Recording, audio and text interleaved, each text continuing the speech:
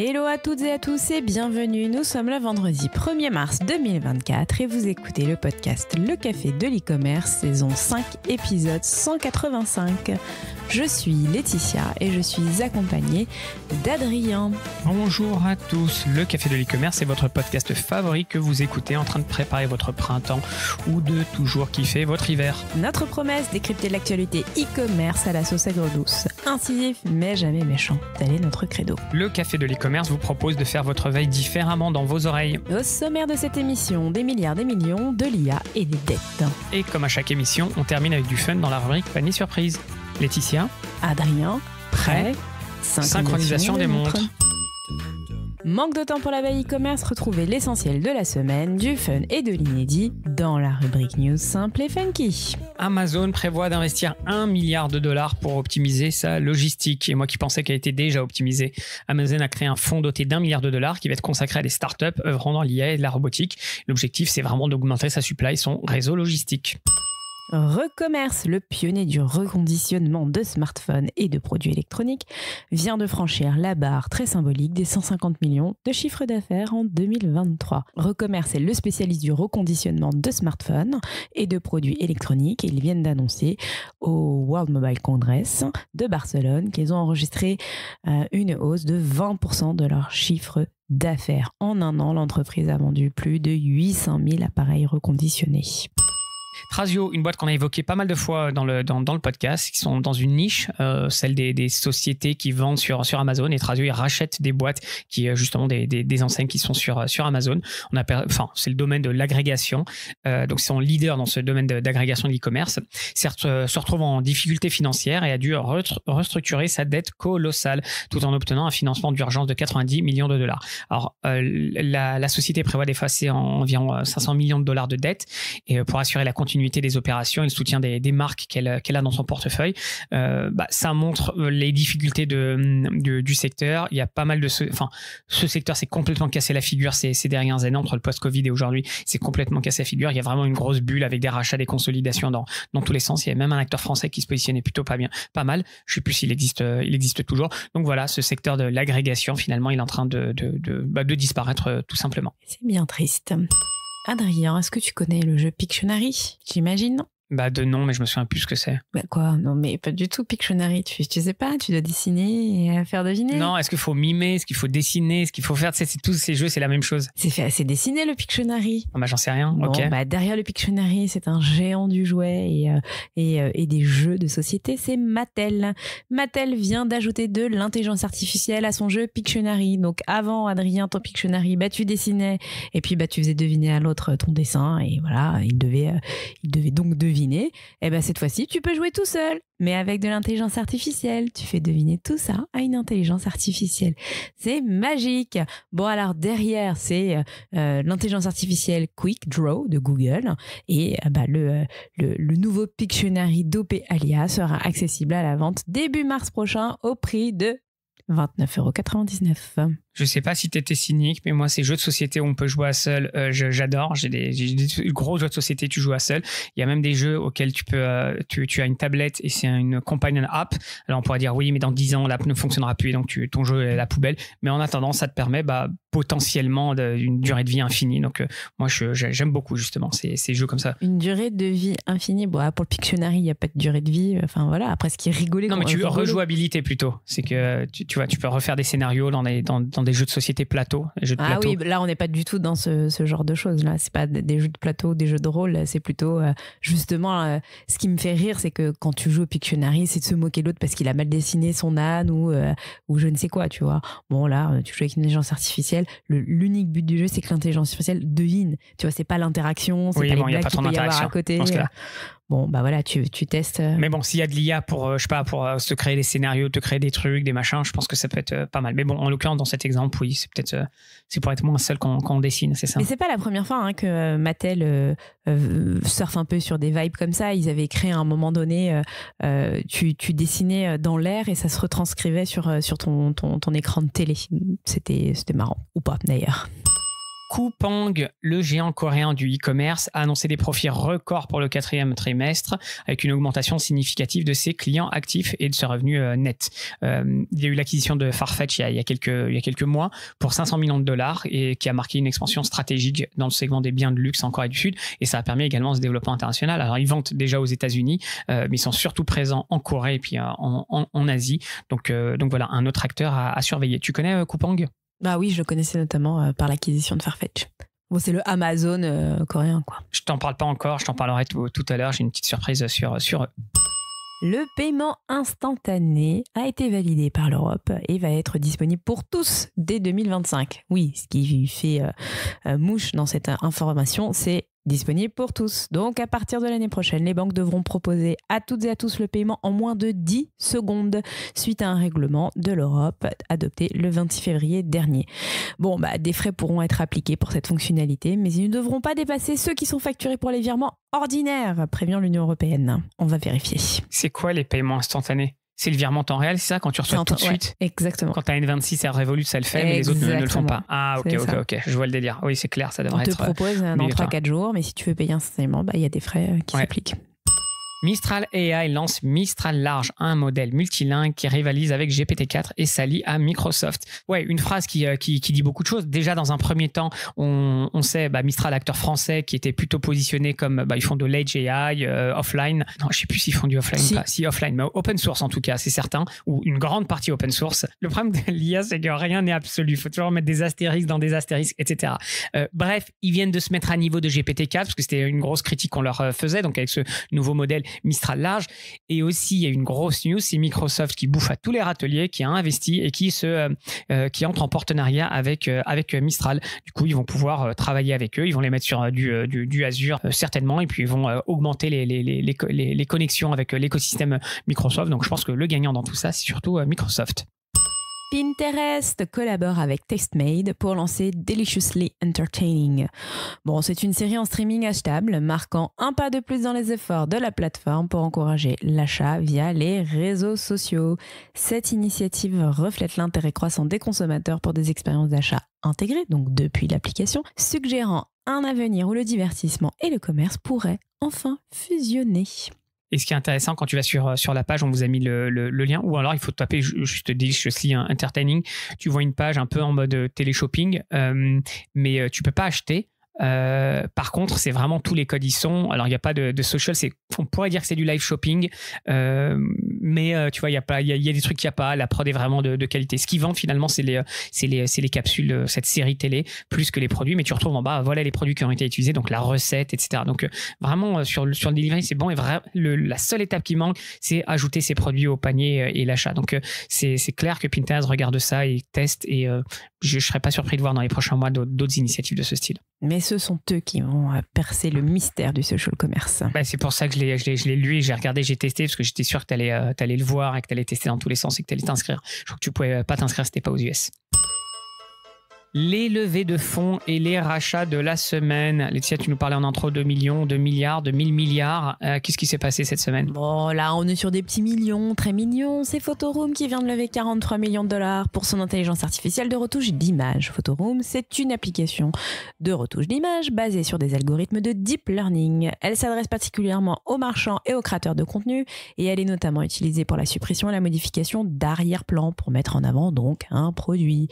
La jeune pousse revendique aujourd'hui le traitement de 5 milliards d'images par an contre 1 milliard en 2022 et 150 millions de téléchargements contre 40 millions en 2022. Et tu avais autre chose pour nous encore cette semaine? Eh oui, bon là c'est un rachat, ou plutôt une cessation.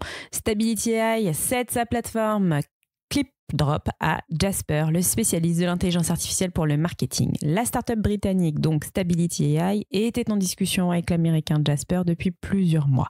L'un cherchant à renflouer ses caisses et l'autre à étendre son portefeuille de produits.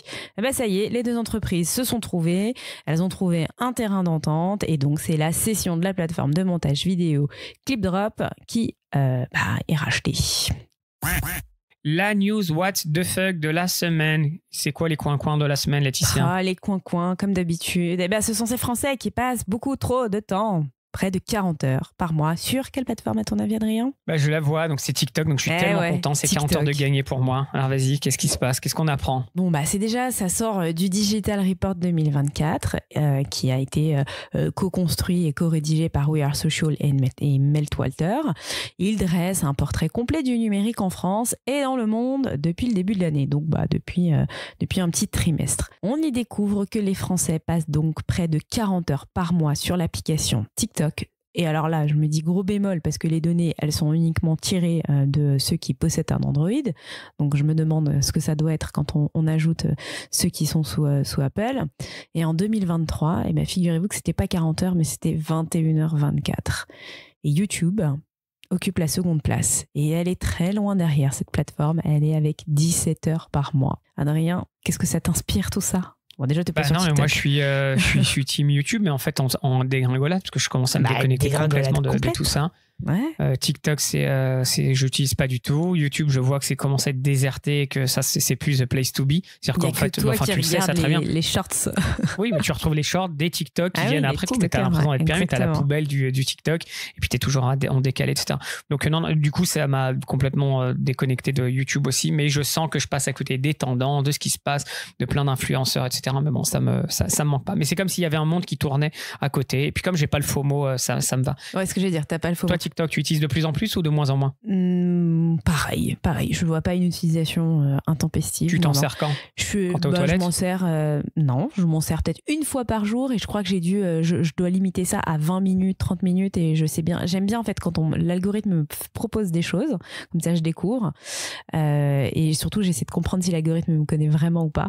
Et puis il y a des gens que j'aime bien suivre vraiment sur TikTok qui me font vraiment rire. Et tu utilises quand ? Il y a un moment dans ta routine, il y a un moment de la journée particulier ou pas ? Un moment, ouais, je pense que ça va être le soir, vraiment, moment déconnexion. Ok, et tu arrives à avoir le self-control pour te déconnecter au bout de 20 minutes, je crois pas une seconde. Alors moi, j'ai pas du tout le scroll, la dépendance au scroll, pas du tout. Non, absolument pas. J'ai hyper de mal à te croire. Il y a 10 milliards de personnes sur... Allez, j'exagère, il y a 5 milliards de personnes. Voilà, 500 millions, je sais pas combien de TikTok a d'utilisateurs qui sont comme ça addicts. Et Laetitia Lamarrie, non, elle domine la bête. Non. C'est ça ? Non, ouais, exactement, je domine la bête et l'algorithme. Non, c'est pas du tout un problème. Non, mais attends, je te dis 500 millions, 1,7 milliard d'utilisateurs. C'est ça, je suis complètement à la ramasse. Il y a presque 2 milliards d'utilisateurs de TikTok en 2023 et Laetitia Lamarrie, elle le contrôle et elle sait quand s'arrêter, c'est ça ? Bah oui. 20 minutes, c'est rien. C'est littéralement un clignement. Tu clignes des yeux une fois sur TikTok et c'est 20 minutes. 20 minutes sur TikTok, t'as déjà vu au moins 4-5 Non, mais dans le sens où ça passe tellement vite, t'es complètement absorbé dans le truc. Oui, ça donc passe 20 minutes, vite. En fait, t'as pas le temps. Oui, non, mais après, moi, je remets les choses en perspective. Je me dis, non, mais putain, meuf, 20 minutes là sur TikTok, t'aurais pu faire 25 Oui, mais milliards tu perds la notion du temps, tu vois. C'est ça qui est étonnant. Exactement. Mais tu perds toute notion de quoi que tu sais plus quel jour tu es, tu sais plus sur quel continent tu vis. Et moi, ce que j'aime bien, c'est quand le TikTok s'adapte au lieu où tu es et qu'on te propose des TikTok liés à ta localisation. Donc, il sait où tu es. S'il est dans une ville à l'étranger, il va te faire des trucs. Oui, ça. Quand je suis aux États-Unis, j'ai que des choses très liées aux États-Unis. J'adore. Mais qui sont aussi par rapport à ce que toi tu aimes. C'est ça ? Au Brésil, j'ai découvert des tendances qui n'existaient nulle part ailleurs. Et j'étais très surprise. Des tendances très cheloues d'ailleurs. On en parlera pour un hors-série. Je sens que ça n'a pas sa place ici, Laetitia. Bon, et de ton côté, Adrien, qu'est-ce que tu as noté de totalement what the fuck dans l'univers e-commerce ? Eh bien, écoute, un titre des news un peu putaclic qui m'a fait sourire, parce que quand tu creuses, c'est n'importe quoi. C'est le titre de news, c'est Klarna affirme que son assistant d'IA fait l'équivalent du travail de 700 personnes après avoir licencié 700 personnes. Donc, tu fais le raccourci quand tu lis ça en disant Klarna vire 700 personnes à cause de l'IA. Et en fait, c'est pas vraiment ça. Alors, si ça te va, je vais lire ce que Klarna explique. Et puis ensuite, je te propose qu'on en discute. Les chiffres parlent d'eux-mêmes selon le groupe. Donc, c'est le PDG qui s'est exprimé, qui indique que l'assistant IA, donc c'est dans l'application de Klarna, tu as un petit assistant, un chatbot, finalement c'est un chatbot, c'est rien de plus que ça. Il indique qu'il y a il a eu 2,3 millions de conversations, soit les 2/3 des discussions du service client de Klarna. Il fait l'équivalent du travail de 700 agents à temps plein, estime le groupe, qui ajoute que l'assistant est à égalité avec les agents humains en ce qui concerne le score de satisfaction client. Et puis il évoque les bénéfices, on les connaît bien, disponible 24/24, 7 jours sur 7, en 35 langues, sur les 23 marchés sur lesquels ils opèrent. Et puis voilà, donc ça augmente, ça diminue bien entendu les coûts, augmente la performance. Donc ils sont très contents. Et on a fait le lien avec les 700 personnes, mais qui avaient été remerciées l'année dernière. Donc c'est juste, à mon sens, une maladresse de communication.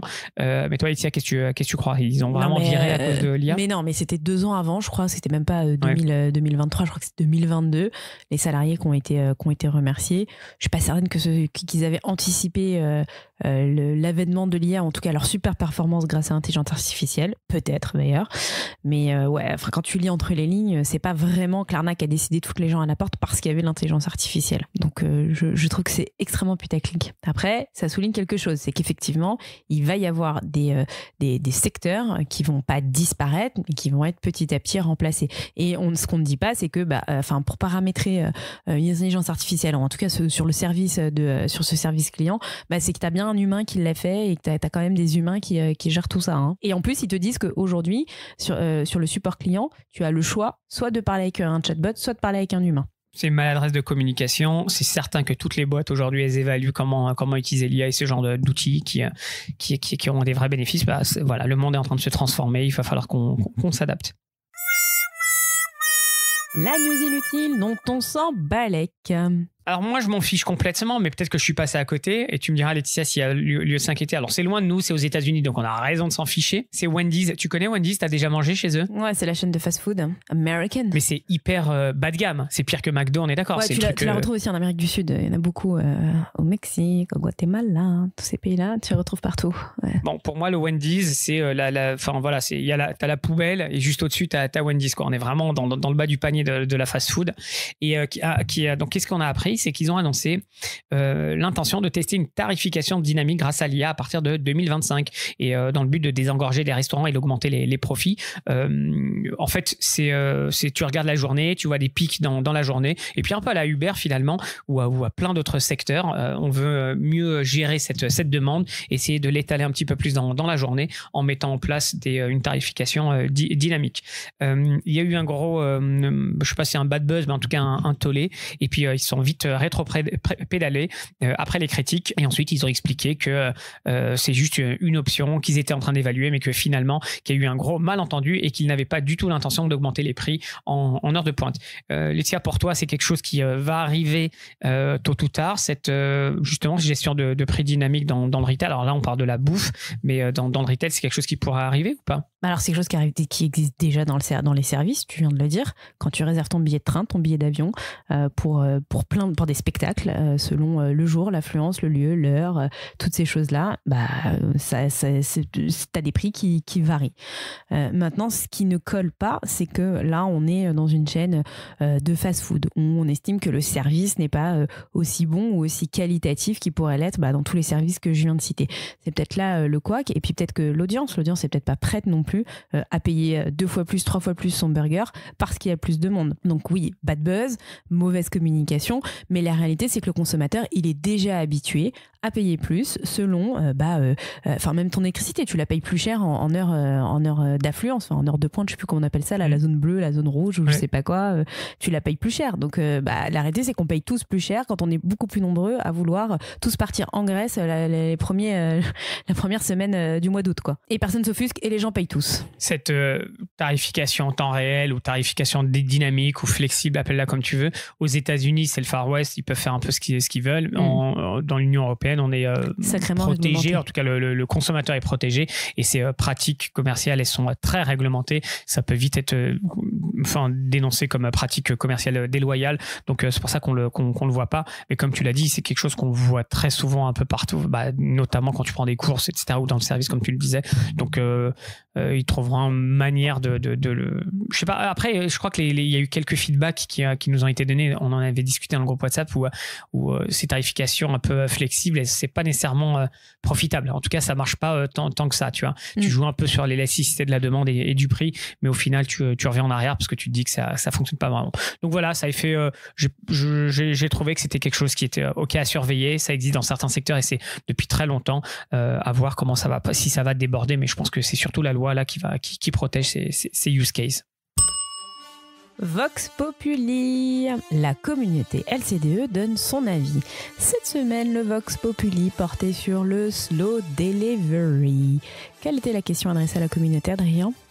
Eh bien, c'était la question où là, les réponses est plus faux cul, peut-être, je sais pas. Tu me diras ce que t'en penses. La question, c'est seriez-vous prêt à attendre plus de 72 heures pour la livraison de vos produits, vraiment dans le slow delivery? Alors, les réponses, elles sont très claires. Oui, à 55%. Seulement si c'est moins cher, à 10%. Peut-être, ça dépend de l'article, à 30%. Donc là, on a 95% de personnes qui sont plutôt favorables et 5%, non, je préfère la livraison rapide. Et j'aime beaucoup les gens qui assument et qui disent non, parce qu'il faut du courage pour afficher ça publiquement. Bon, peut-être que la question était peut-être pas assez clivante. Toi, t'as répondu quoi, Laetitia ? Moi, j'ai répondu oui. Je fais partie des 55%. Ouais, je m'en fiche pareil. Un peu, sauf si j'ai un impératif. Voilà, mais enfin, c'est très, très rare. On peut toujours pinailler, tu vois. Oui, si c'est des médicaments, oui, si c'est de la bouffe, ok. Mais le sens de la question, c'était en général, quand tu achètes, t'as pas besoin de le recevoir aussi vite. Et ce qui est terrible, c'est que des fois, ça coûte moins cher de le recevoir plus vite. En fait, c'est pas juste pas le recevoir rapidement, mais c'est que le retailer ou tout derrière la logistique, elle soit mise en place pour que tu puisses aussi bénéficier. S'il n'y a pas de bénéfice, en fait, s'il y a un bénéfice que pour la planète, je ne sais pas si ça marchera autant que s'il y a aussi un bénéfice sur le portefeuille. Et toi, qu'est-ce que tu as répondu, Adrien ? Ah non, mais j'ai dit oui sans hésiter. Ah mais bon, moi, t'as 90%... pas dit non, je préfère la livraison rapide ? Non, mais en plus, celui qui a dit non dans le WhatsApp, c'est un copain, donc c'est rigolo. Je crois qu'il a trollé, mais bon. Non, moi j'ai dit oui, mais parce qu'en fait, je n'ai quasiment jamais besoin de recevoir un truc en 24 heures. Je m'en fiche complètement. Et si même demain, il y a un truc où tu reçois que les commandes le samedi, et ben c'est très bien. Ça accumule toute la semaine et tu reçois en un batch les trucs. Mais bon, ça c'est peut-être dans la future, quand on sera bienvenue à Gataka ou dans un futur imaginaire où on recevra des colis comme ça chez nous. Bon, en tout cas, c'est un Vox Populi qui a été très populaire. Comme d'habitude sur le groupe WhatsApp, ça a généré pas mal de discussions. Ça a déchaîné les passions. Moi, j'aime bien quand les gens rebondissent et font part de leurs propres expériences. Je précise que ce Vox Populi, tu le fais également sur LinkedIn et en anglais. Et que souvent, les résultats concordent. Ouais, c'est ça. Je fais toujours la moyenne. C'est pour ça que vous étonnez pas si vous êtes dans l'un des deux. Mais on a toujours une centaine de répondants sur LinkedIn et un petit peu moins sur WhatsApp. Donc la somme, ça fait voilà. Ok, c'est pas représentatif, mais ça on en a déjà parlé. Mais ça nous amuse un petit peu et puis c'est un prétexte à ouvrir la discussion sur des sujets. Eh ben, on se retrouve la semaine prochaine pour un autre Vox Populi. Et d'ailleurs, j'ai déjà l'idée. J'ai très très envie de le faire depuis très longtemps. Vas-y, balance-le. Non, je le balance. Comme ça, les moi, j'ai gens envie de faire un truc. leurs arguments. Ouais, j'ai envie de faire un truc autour des lockers. On l'a jamais fait. Encore les consignes. Je trouve ça d'un côté inutile et je trouve ça bidon et d'un autre côté ça peut sauver la vie. Enfin, c'est incroyable. Le modèle est super vertueux. Mais d'un autre côté, je trouve ça naze. Mais bon, voilà. Bref. Ouais, mais tu trouves ça naze parce que toi, t'habites dans une région, dans non, mais voilà, c'est ça, c'est les discussions que je veux avoir. Tu peux être livré, où t'as des points relais partout qui t'entourent, ton fleuriste, ta pharmacie, ton Monoprix. Voilà. Il y a des régions où il n'y a rien de tout ça. Exactement. Et puis les horaires, tu les récupères quand tu veux, etc. Quand on parlait de slow delivery, il y avait, du coup, attends, on digresse un peu, mais c'était justement, il y avait un commentaire super intéressant dans le groupe WhatsApp sur le slow delivery qui disait un des modèles les plus vertueux, ça serait de le recevoir dans une consigne et ensuite tu fais les derniers 500 mètres à pied. Et comme ça, on optimise tout. Et je trouvais ça intéressant. Mais du coup, ça m'a rappelé que ça fait plusieurs mois que je veux poser des questions autour les consignes, c'est ça? Locker, c'est consignes? Ouais, consignes. Ouais, c'est ça. Bon, si tu vas dans ton locker pour récupérer ton colis, mais que tu vas en voiture, machin, enfin voilà. Ah oui, aucun intérêt. Sauf si c'est pour aller également au travail et sur le chemin, machin. Bon, après, on comme les gens qui prennent leur voiture pour aller faire un footing ou marcher, quoi. Quoi de neuf chez nous? Mais qu'est-ce qu'il s'est passé chez nous? La communauté LCDE et plus particulièrement Adrien et moi-même. Ne stalkez pas, on vous dit tout ici et maintenant. Adrien, qu'est-ce qu'il s'est passé cette semaine chez toi? En tout cas, j'ai pas fait 1 heure de voiture pour aller marcher pendant 2 heures. Ça, c'est des trucs que je ne comprends pas, les gens qui font ça. Bah non, qu'est-ce qui s'est passé moi cette semaine? Non, mais moi voiture, moi je l'utilise pas en semaine de toute façon. Donc non, je suis resté rien de spécial. J'ai l'impression que chaque semaine, si en fait il se passe tellement de trucs, mais je sais pas ce qui pourrait intéresser. Peut-être le temps fort de cette semaine, Laetitia, c'était le déjeuner. C'était superbe, c'était canon ce déj avec la communauté. C'était le 29 février, on a terminé le mois, donc c'était hier. Et puis le prochain a lieu le 26 mars. On n'a pas beaucoup communiqué dessus, on a juste posté simplement et on a eu 26 personnes qui se sont pointées. Il n'y a même pas eu à faire de 5 ans de relance. Donc c'était plutôt cool avec des échanges. Et ce que j'ai bien aimé, j'aimerais bien avoir ton avis, une certaine mixité. Alors 40% de femmes, 60% d'hommes. Ouais, quand même plus de femmes que d'habitude. Moi, je me rappelle les premiers déjeuners, j'étais la seule, quoi. Ouais. C'était vraiment Laetitia dans un boys gang, toute seule avec tout le monde. J'allais dire des choses pas très gentilles, mais ouais, non, c'est bien. Les filles, c'est bien, vous venez. Et puis des filles qui viennent parfois toutes seules aussi, donc il faut beaucoup de courage, pour les gars et pour les filles. Ça, c'était top. Et la deuxième chose. Ah non, mais tu trouves pas? Non, mais aller dans un événement que tu connais pas. Il faut beaucoup de courage. Oui, c'est vrai, il faut beaucoup de courage.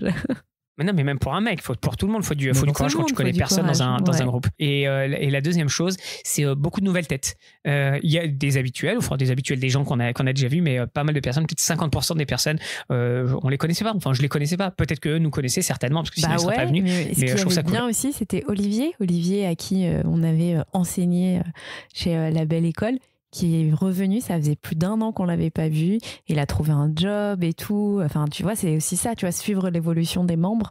Ça fait des membres, on dirait une association. Ouais, ou une secte plutôt. Ou une secte. Les membres. Non, mais oui. En tout cas, chacun, depuis quelques années qu'on fait ça, il y a des personnes qu'on a rencontrées, on voit évoluer, donc ça fait toujours plaisir. T'as eu des discussions intéressantes, toi, lors du lunch? Mais toujours. Parce qu'il n'y a que des gens intéressants au lunch de l'e-commerce. Non, c'est très bien. C'était sympathique. C'est un événement qu'on réitère tous les mois, Adrien l'a dit. C'est mensuel et c'est ouvert à toutes et à tous. Il n'y a pas de conditions, de prérequis, je dois être C-level à un. Alors effectivement, on organise pas mal d'événements aussi qui sont beaucoup plus restreints et fermés où il faut présenter sa carte d'identité. Là, pour le coup, non. C'est le seul événement, l'un des seuls événements qu'on ouvre à toutes et à tous. Voilà. Une chose que tu as apprise lors de ce déjeuner? Une chose que j'ai apprise. Ou un thème de discussion que tu as eu lors de ce lunch?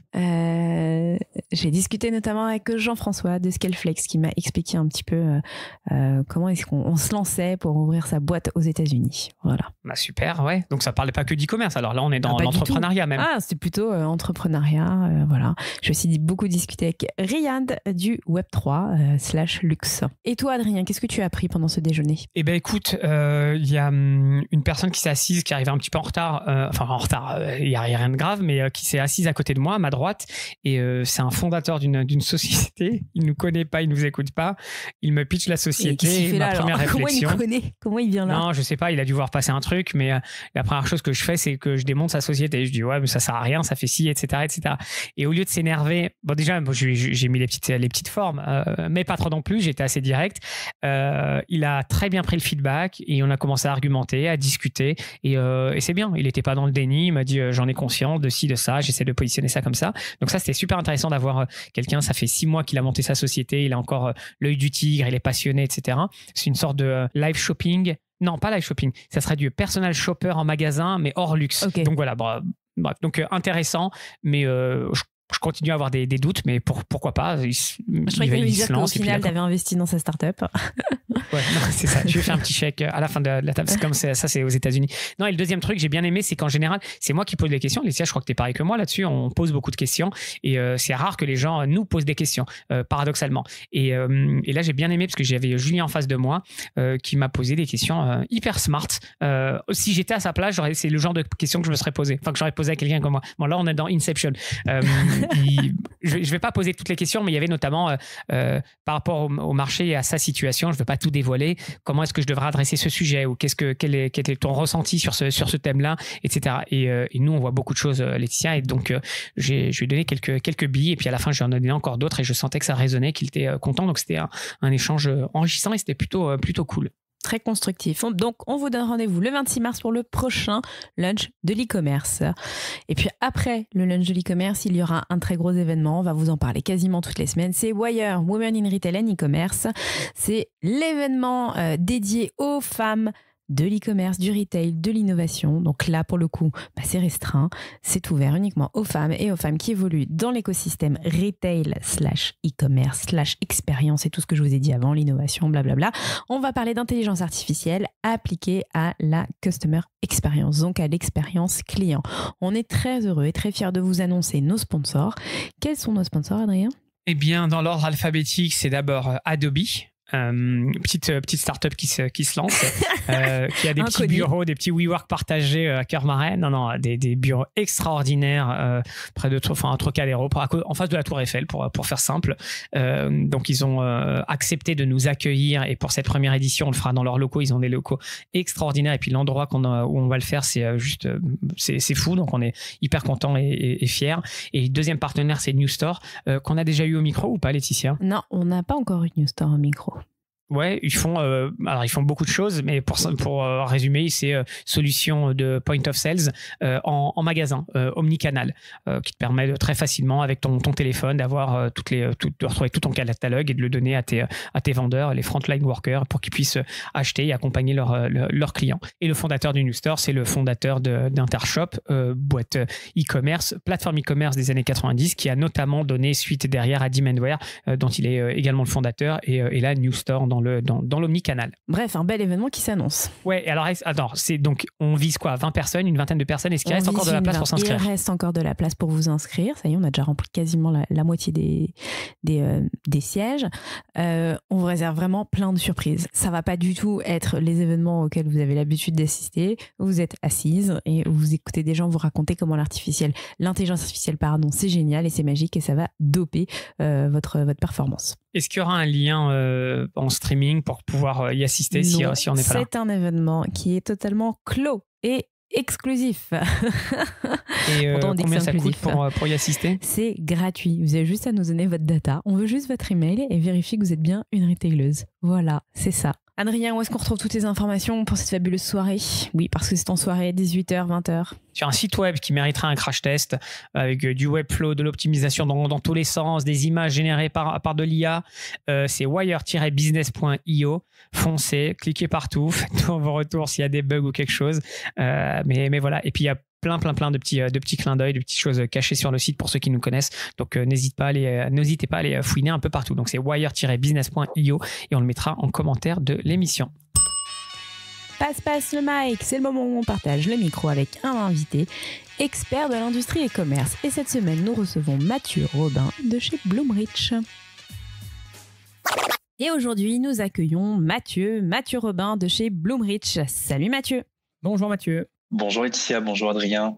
On est ravis de t'avoir au micro, Mathieu. Je crois que tu as plein de choses à nous raconter parce que tu représentes la belle entreprise Bloomreach.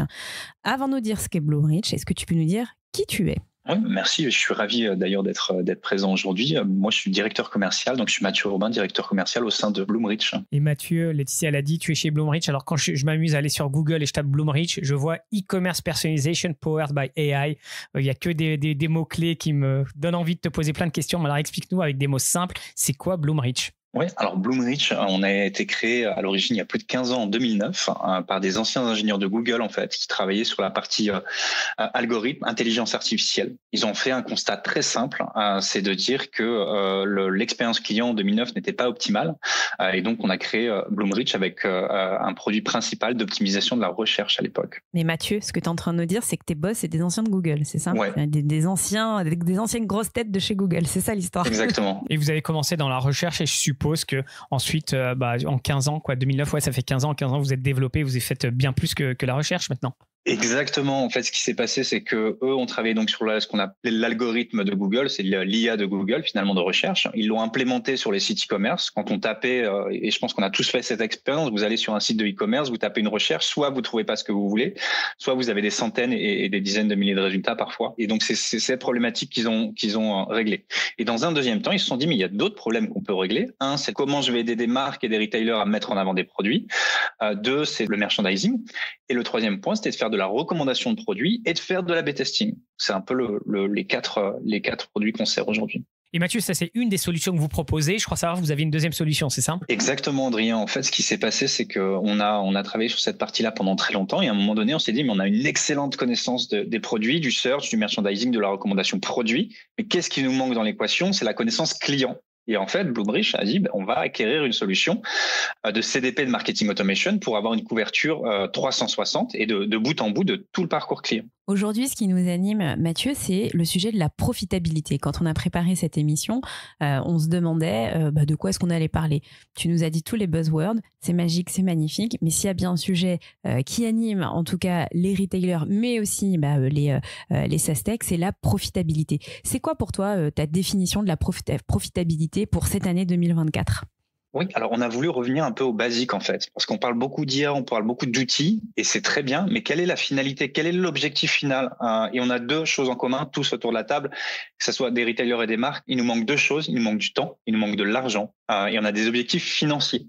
Et d'un côté, on veut optimiser le temps, et on pourra en reparler tout à l'heure, et de l'autre, c'est optimiser, tous nos clients ont des objectifs. Alors soit ça va être des CDO, des CDMO et des C-level qui vont vraiment avoir des objectifs très spécifiques sur le P&L, les profit and loss, soit ça va être des objectifs de conversion de marketeurs, de merchandisers, et on pourra en donner les détails. Mais on pense que c'est vraiment, il faut revenir à ce basique et qu'une société, elle est là pour gagner de l'argent, se développer, et le meilleur moyen de le faire, c'est de fournir la meilleure expérience client et d'avoir un bon product market fit et une bonne stratégie. Justement, alors par rapport à cette profitabilité, c'est amusant justement que tu sautes pas tout de suite sur la tech et puis en quoi votre tech est la meilleure du monde.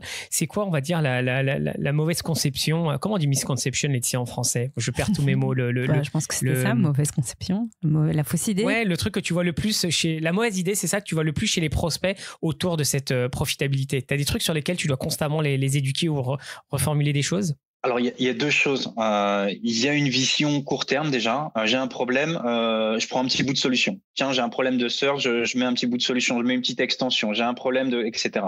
Et ça, on le voit beaucoup. Et en fait, ce problème-là, il va régler cette solution, elle va régler le problème sur le court terme, mais on n'a pas de vision long terme. Et c'est là où on arrive avec des gros projets de replatforming à un moment donné, parce qu'ils ont construit des briques et des briques et des briques et des usines à gaz. Et ils reviennent vers nous pour déconstruire un petit peu ça, ou vers d'autres acteurs. On ne parle pas que de Bloomreach, mais on va parler de projets de replatforming. Donc ça, c'est le premier point. Le deuxième point, c'est d'avoir une vision trop technique ou pas assez orientée justement héroïste. L'idée pour nous là-bas, c'est de dire vous investissez 1 euro dans un software, combien il va vous rapporter si vous faites du e-commerce. C'est ça qui est très important. Au même titre que dans une campagne marketing, les marketeurs le font depuis très longtemps en disant quand j'investis 1 euro dans une campagne, c'est quoi mon retour, mon return on ad spend, le ROAS, il va être idéalement de 3 ou 4 euros. Là, c'est la même chose. On dit vous dépensez 1 euro, il faut que vous ayez vous calculiez ce ROI. Et justement, Mathieu, ce message, comme tu disais, qui est très emprunté au métier du marketing, il est bien reçu auprès de tes clients et prospects? Alors on doit toujours, sur le ROI, oui. Parce qu'aujourd'hui, ils ont des objectifs. Ils commencent l'année, ils doivent augmenter leur conversion, leur taux de conversion de temps. Ils doivent augmenter le panier moyen. Ils doivent augmenter il y a deux sujets, en fait. Il y a le sujet de l'acquisition et de la fidélisation. Les deux sont liés. Mais on sait aujourd'hui qu'acquérir un client coûte 7 fois plus cher que le fidéliser. Donc, le sujet déjà de la fidélisation, il est très important. Et il y a de plus en plus de complexité. Sur le marché, vous avez de plus en plus de canaux. On parlait des réseaux sociaux qui n'existaient pas ou d'acheter sur Instagram. On a TikTok, on a beaucoup de choses. Il y a beaucoup plus de canaux, beaucoup plus de volatilité aussi des clients ou des prospects. On sait qu'en moyenne, il reste 41 à 42 secondes sur le mobile, par exemple, sur une page. Donc, on doit attirer leur attention. On doit vraiment être pertinent le plus rapidement possible. Et ça, ils le comprennent très bien, les prospects, les clients avec qui on échange. Tu parlais tout à l'heure de ROI. En fait, c'est un message que tout le monde porte. Tu utilises ma solution et on va te faire, il y aura un uplift, on va te faire générer plus d'argent, ou on va diminuer tes coûts. Le ROI, j'aime bien aussi le mêler à un autre concept de TCO. Est-ce que tu peux expliquer un petit peu ce que c'est que le TCO? Et après, j'aurai une question dessus. Oui, merci d'Adrien de poser la question, puisqu'il faut justement avoir cette vision globale de combien ça va me coûter la solution, combien je dépense, mais combien de temps elle va mettre à être implémentée. Ça, c'est la notion de time to value et de time to market. Et la big picture, l'image plus grande dont tu parles, c'est le TCO, le total cost of ownership. C'est finalement combien il me coûte. Parce que peut-être je vais avoir une solution qui va me coûter moins cher sur le papier, mais derrière, je vais avoir besoin de 10, 15, 20, 30 personnes pour le faire. Peut-être qu'elle n'a pas assez d'IA, d'intelligence et qu'elle ne va pas pouvoir me fournir assez de ressources. On revient à la notion de temps finalement. L'idée, c'est d'un côté fournir des ressources, des outils et des plateformes qui permettent de faire mieux et de faire plus, mais aussi d'automatiser toute cette petite tâche recherche qui prennent énormément de temps et sur lesquels on perd beaucoup de temps. Mathieu, je ne sais pas si tu es d'accord avec moi, mais moi, ça fait presque 20 ans que je travaille dans la tech et des exercices de ROI, TCO, j'en ai fait un paquet dans tous les sens. Et à mon avis, la plus grande difficulté qu'ont les enseignes, les marques, les retailers, c'est à construire correctement. Alors, il y a deux biais, les deux problèmes, en tout cas deux pièges. Un, bien lister tous les coûts et parfois les coûts cachés, justement, par définition, les coûts cachés sont difficiles à trouver. Il y a des coûts indirects de formation des équipes, par exemple, de gestion, etc. J'aimerais bien que tu m'en parles. Et deux, sur quelle durée on l'observe. Et parfois, des solutions open source, sur l'année 1, le TCO, alors je dis open source, mais ça peut être n'importe quelle solution, on s'en fiche. Sur l'année 1, tu vas avoir une vision. Sur l'année 3, tu verras quelque chose d'autre. Et sur l'année 5, tu verras encore autre chose. Tu as une expérience un petit peu justement d'utilisation de ces outils, de cette méthodologie? Oui, il y a deux choses qui sont reconnues dans n'importe quelle entreprise, des critères objectifs. Un, c'est le CAC et d'autres, c'est le LTV. Alors, on va simplifier, mais quand on parle de CAC, c'est le coût d'acquisition, Cost Acquisition, Client Acquisition Cost, pardon, le coût d'acquisition d'un client. Ça, c'est combien va nous coûter un client pour l'acquérir. Deux, c'est le LTV, Lifetime Value. C'est combien de temps il va acheter et quelle est la fréquence d'achat finalement. Combien de temps sur une durée donnée, combien de temps il va nous falloir pour amortir les coûts. Si je dépense 100 € pour acquérir un client, combien de temps il va falloir pour que je récupère ces 100 € de marge, non pas de revenus, mais de marge finalement. Ça, c'est le point important. Les points qui sont importants aussi, et on en parlait, et je pense qu'il est essentiel quand on fait un choix d'une solution, que ce soit Bloomreach ou d'autres solutions, en termes de ROI, c'est un, est-ce qu'elle va s'implémenter facilement? Deux, est-ce que j'ai la main? On parlait de coûts cachés. Quand vous avez des solutions qui sur le papier ont un très bon ROI, mais derrière, à chaque fois qu'il faut changer une campagne, à chaque fois qu'il faut faire de la personnalisation, il va falloir ouvrir un ticket à l'IT.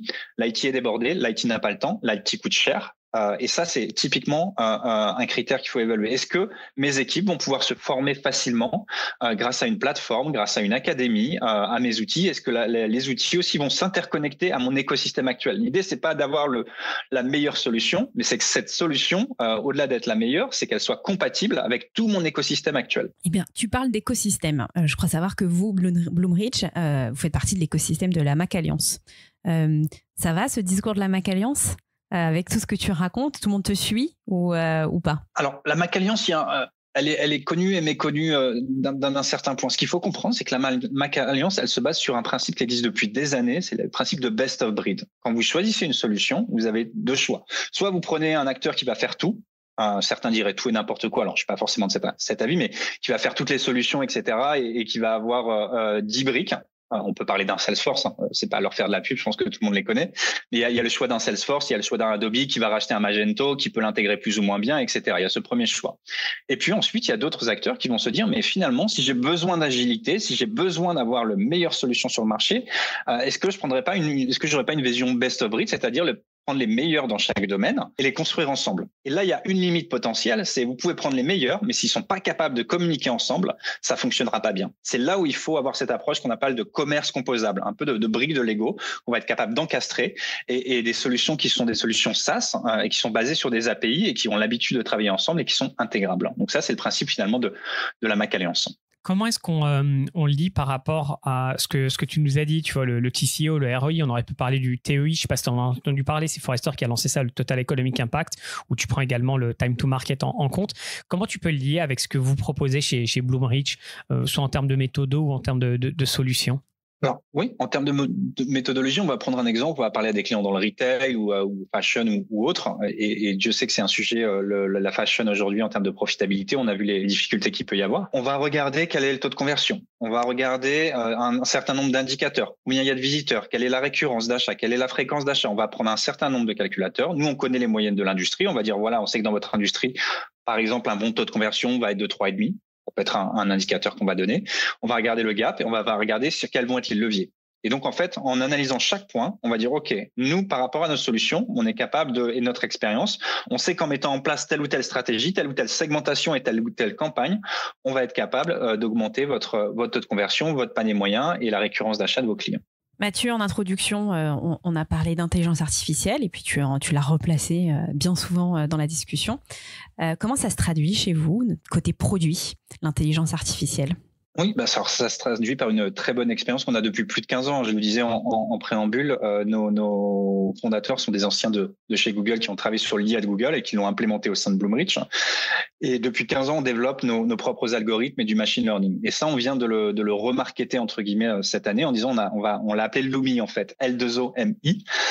Et cette intelligence artificielle, on va la mettre au service de la recherche. On va mettre tous nos algorithmes et le machine learning au service aussi de la personnalisation. On va savoir que vous êtes telle personne, que vous avez telle préférence.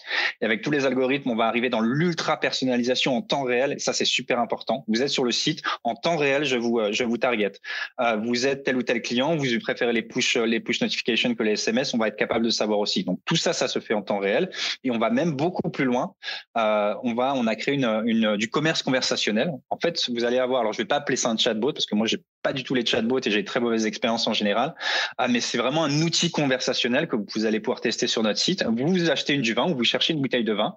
Vous demandez à notre intelligence qui va être capable de vous conseiller. Vous dites, OK, j'aurai du poisson. Mon entrée, ça va être ça. Mon plat de résistance, ça va être ça. Mon dessert, ça va être ça. Et elle va être capable de vous conseiller le vin en fonction de vos goûts, en fonction du degré que vous aimez du vin, en fonction de beaucoup, beaucoup de choses. Et c'est là où on va beaucoup, beaucoup plus loin. On est en fait en magasin ou en ligne, on va être un conseiller client augmenté. Et ça, c'est révolutionnaire. Mathieu, il y a 2 dates très importantes qui arrivent pour vous, l'équipe de Bloomreach. La première, c'est One to One Monaco. Tu confirmes, vous y serez? Tout à fait, on aura le plaisir d'être au One to One Monaco et on serait ravis d'accueillir vos auditeurs sur notre stand C009. Et puis ils peuvent également prendre rendez-vous sur la plateforme du One to One Monaco s'ils souhaitent nous rencontrer. Avec un petit goodies pour tous les auditeurs qui viennent du Café de l'e-commerce, c'est ça? Toujours. Déjà, il y aura forcément un café et en plus du café, notre équipe marketing est très créative et on aura des cadeaux très intéressants. Superbe. Et la deuxième date, je crois que c'est un webinar. Un webinar, exactement. C'est le sujet, si vous voulez creuser le sujet de la profitabilité, et notamment de la recherche intelligente appliquée au e-commerce et via l'IA, on aura le 19 mars un webinar. Vous pouvez vous inscrire sur notre site. Mathieu, merci beaucoup. Encore une fois, on est ravis d'avoir pu discuter de ça. Je crois que ça fait 5 ans qu'avec Laetitia, on a le podcast. Chaque semaine, on parle de beaucoup de sujets. Il me semble, Laetitia, que c'est la première fois qu'on a un invité avec qui on parle vraiment de profitabilité. Et pourtant, on en parle tous les jours avec des enseignes, des marques, des techs, des agences. C'est le sujet qui est sur toutes les bouches, mais c'est vrai qu'il est peu souvent parlé, éduqué. Il y aurait tellement de choses à dire. C'est des concepts qui paraissent, qui sont pas si compliqués que ça, mais il faut avoir la bonne méthode. Il faut avoir l'expérience finalement et les bons outils pour être guidé correctement. Donc, merci 1000 fois de nous avoir fait le plaisir de rendre disponible et d'échanger de ça avec nous.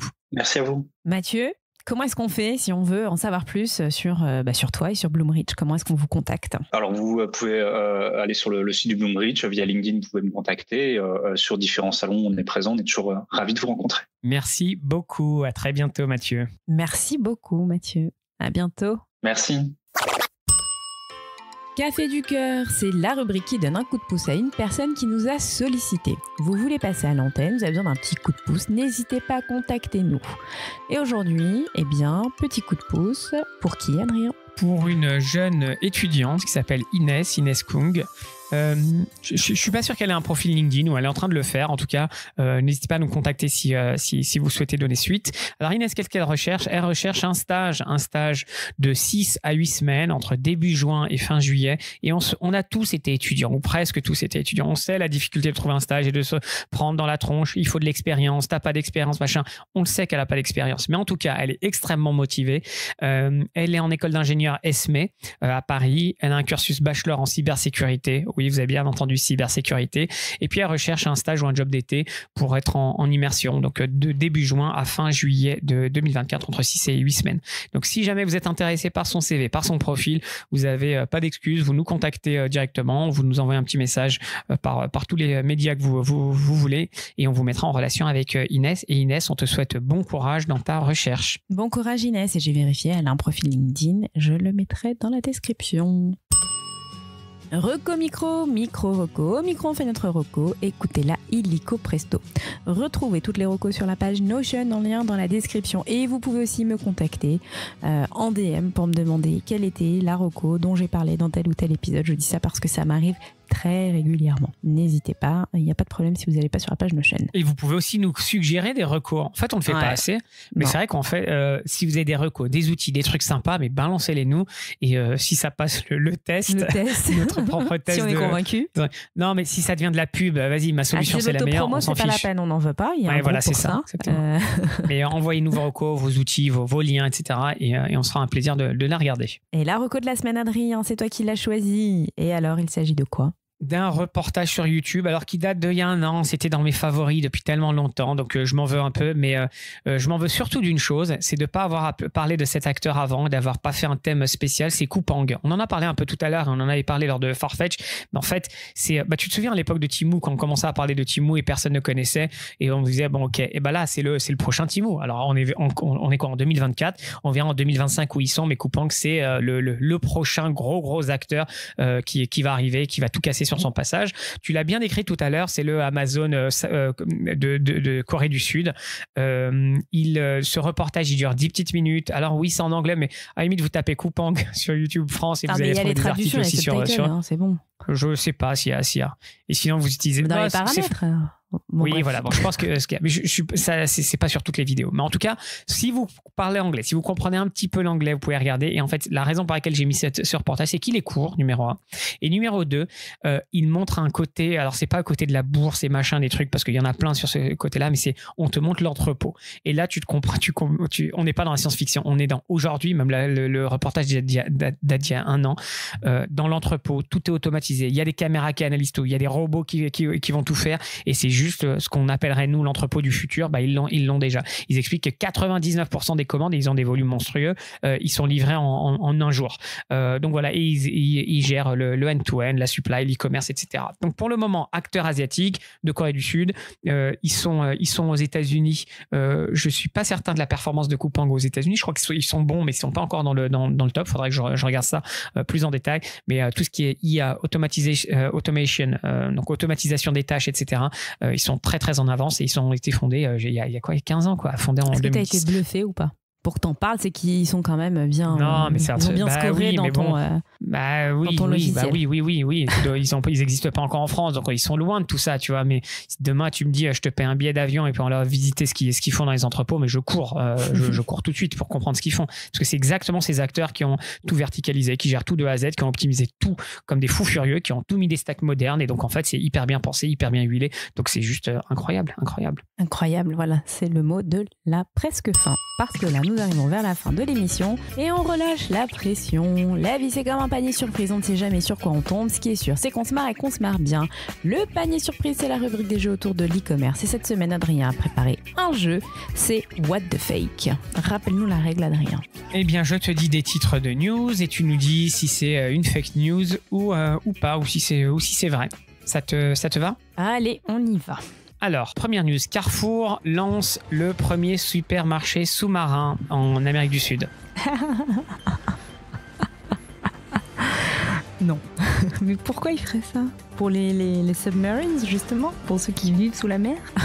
Non, mais non, c'est faux. Non? Eh bien, bonne réponse, c'est une fake news. Decathlon ouvre son premier magasin entièrement sans caisse dans le sud de la France. Attends, on parle d'un vrai grand magasin Decathlon ou c'est un tout petit magasin, une petite super... Mais pourquoi je l'aurais pas vu? Un vrai Decathlon.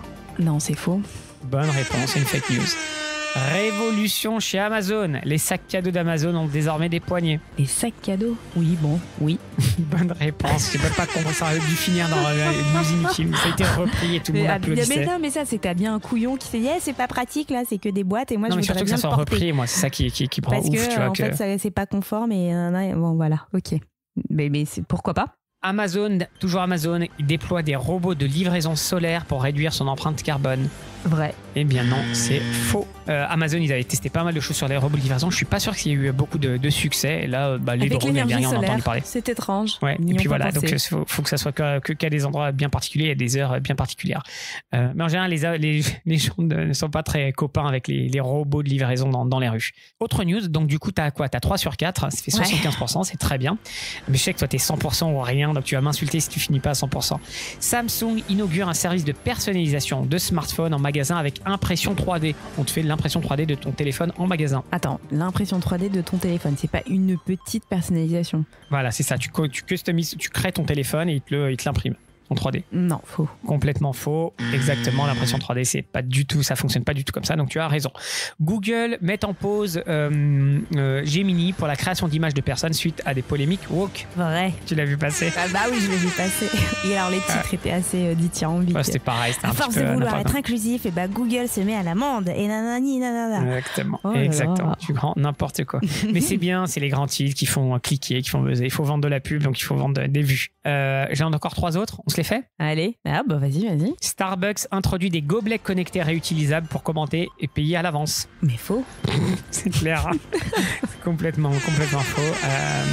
J'imagine même pas l'hygiène et tout ça. Mais non, c'est faux. Quoique, c'est quoi? Je voyais, j'écoutais justement Tech & Co qui expliquait qu'à terme, on aura tout sera connecté, quoi. Tes baskets, tes machins, trucs, tu auras des capteurs partout. Donc pourquoi pas un jour, tu auras peut-être le gobelet. Mais on n'y est pas encore.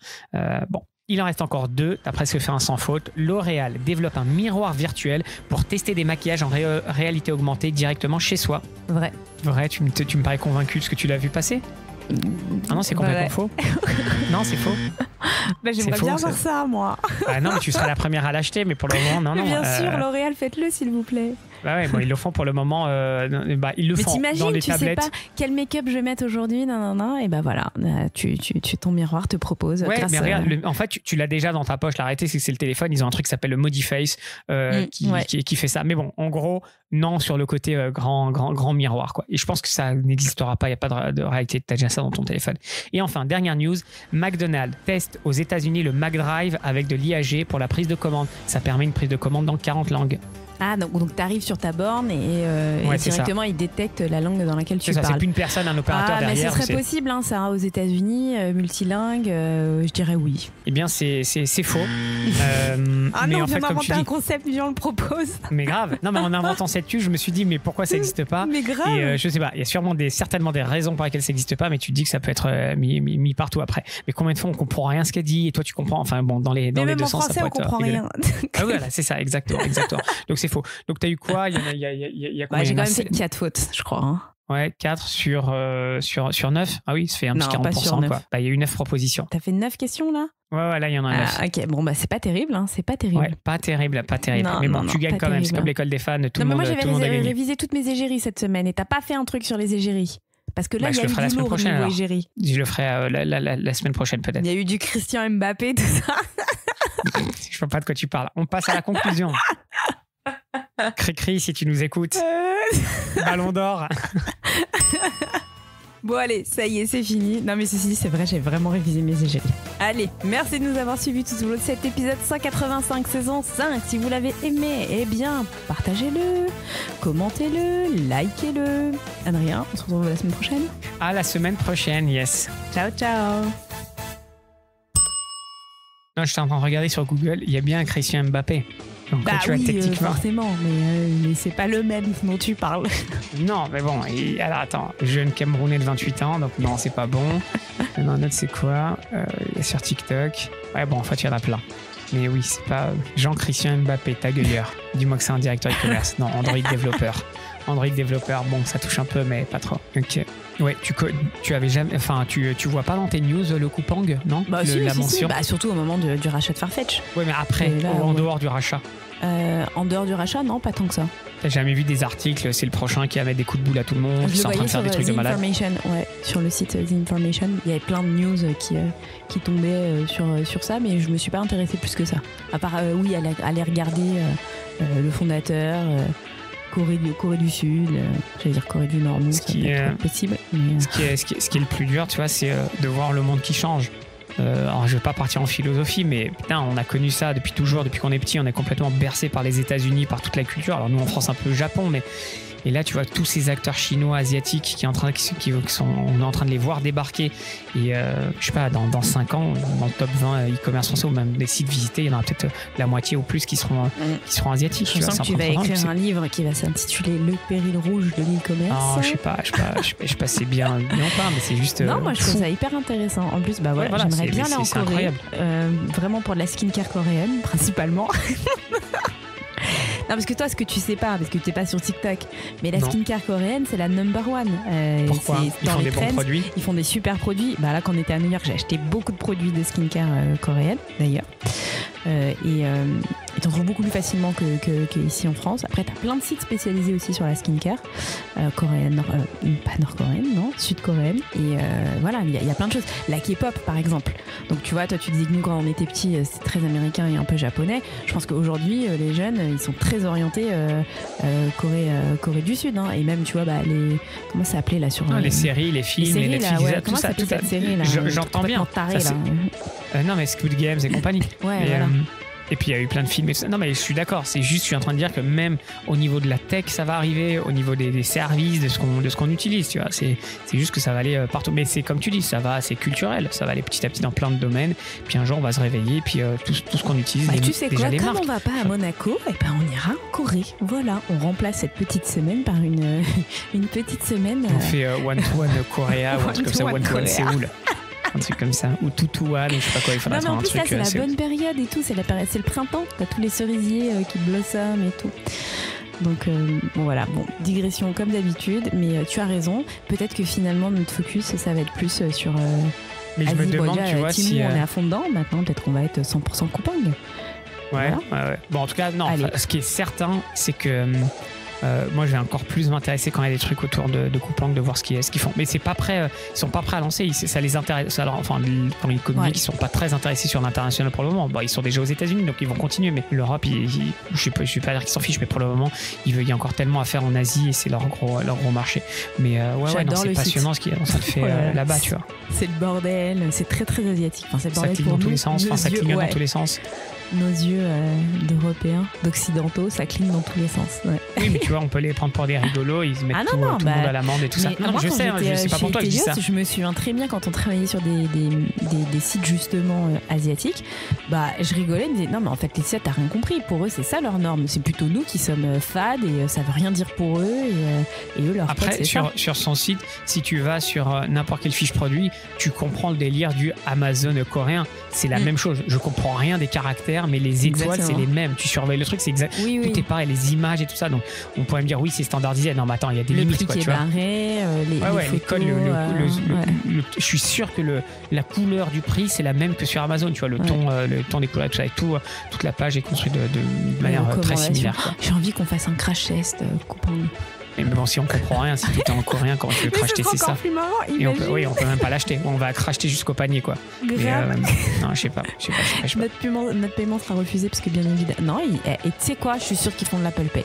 Vas-y, attends, je mets au panier. Au hasard, je comprends rien, mais je pense que c'est ce bouton-là. Ouais, c'est ce bouton-là. Très bien. Mais il faut que je me log, donc je ne saurais pas. Mais j'ai quand même l'impression qu'avec un petit PayPal ou un Apple Pay, tu peux payer. Ouais, mais bon, tu vois, si on était TF1 ou je sais pas quoi et qu'on avait des contacts pour aller les voir et qu'ils nous ouvrent leur bureau ou je sais pas quoi, leurs entrepôts, je trouvais ça trop fort quoi. Mais attends, on n'a pas besoin de TF1, on fait nous-mêmes. Mais non, mais qu'est-ce qu'ils s'en fichent? Ils doivent recevoir des enfin je sais pas, ils s'en fichent complètement. Ils s'en fichent aussi de TF1. Ils savent pas qui est TF1. Ouais, si on en ils sont pas au courant qui on est, ils savent pas qui est TF1. Non, franchement, ils ont bien un bureau de presse, ils ont bien un truc. Franchement, tu sais quoi, tu lances un défi là. Moi, je pense que c'est possible. Après, ils ont un site aboutcoupang.com, il y a des personnes derrière et puis ils ont le siège entre guillemets, enfin le siège, je sais pas si c'est le siège, mais ils ont un gros bureau aux États-Unis, donc je pense il y a forcément des personnes qui parlent anglais. Des Européens qui s'intéressent à eux. Et donc là, je suis sur la page de Coupang et je vois leurs bureaux qui ont l'air magnifiques à Séoul. Et bientôt, on sera invités. Voilà, c'est l'objectif 2024.